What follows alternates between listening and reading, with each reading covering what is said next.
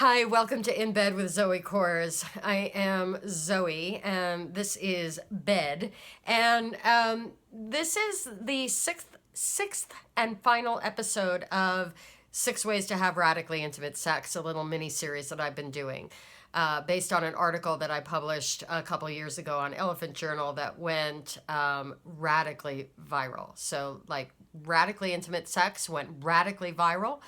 And that tells me that you guys are really craving that kind of passionate, earth moving, soul shattering, mind blowing kind of intimacy that you've been dreaming about and that we see in movies and read in books. And maybe you had it and you're looking to recapture it, or maybe it's something that you are wondering if it really exists. So practice number 6 is about eye gazing. And here's the thing. This is probably the hardest one or the most challenging. I mean, people are most resistant, I find, to this of the 6, practices to cultivate that kind of radical intimacy.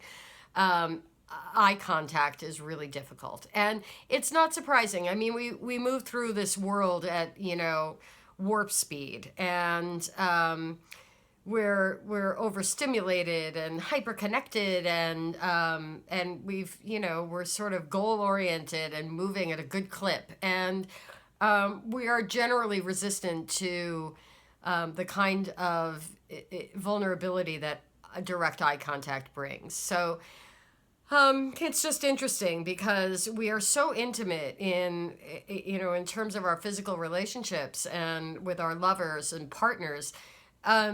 But we tend to treat them, when you're in an elevator and nobody makes eye contact, and like the sort of social protocol in an elevator is that you look up at the numbers, or you're looking down at the floor, or now that we've got our devices with us, we're looking at our phones. I mean, it's kind of, it's always a little bit awkward when someone like really looks directly in your eyes when you're waiting in an elevator. And somehow that's how we are in bed often. So, this is a simple practice. It's just, it can be really difficult. And I honor that. I recognize that. But here's how it goes. Just like in practice number 5 with the breathing, you sit facing each other. And you can do this with the clothes on before you really even get started, or after you take the clothes off, or actually maybe even both. So take 5 minutes, set a timer. Actually would be the best thing. You can just sort of be mindful of the clock, but setting a timer allows you to really be present and undistracted of trying to manage the time. And sit across from each other and simply look at each other's eyes. That's all it is, without looking away, which is the challenging part. And sometimes it's hard. It's going to do funny things. It's going to feel like forever. You're going to feel awkward. You're probably going to laugh a little bit. It's very uncomfortable. Just persist. Stay with it. And I promise you, if you keep doing this, you will actually relax into not only yourself, but into each other. And this is really actually maybe the most beautiful piece of all of this, all 6 of these practices, is the ability to really be with each other.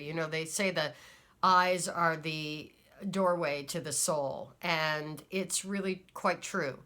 And then once you're